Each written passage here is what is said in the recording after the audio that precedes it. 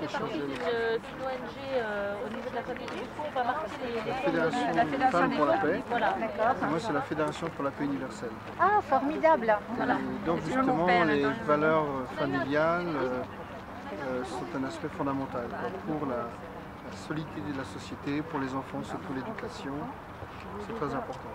Et du coup, vous vous reconnaissez en fait dans Absolument. ce mouvement pacifique. On était dimanche, Daniel, on était Daniel, dimanche. valeurs familiales.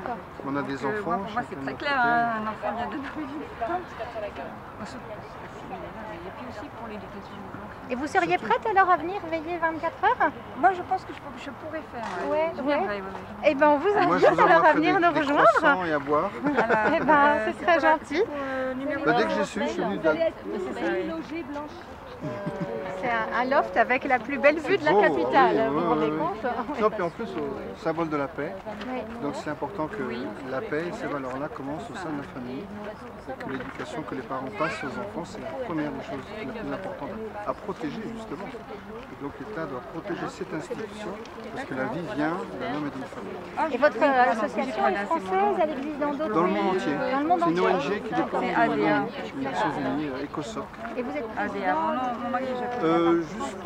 Oui, coordinateur. Madame est présidente de la Fédération des femmes pour la paix en France. D'accord. Et souvent on organise à l'UNESCO ou ailleurs des rencontres justement sur des thèmes de la paix, de la famille, des valeurs, des principes universels. D'ailleurs, je donne des nouvelles de ce qui se passe en France.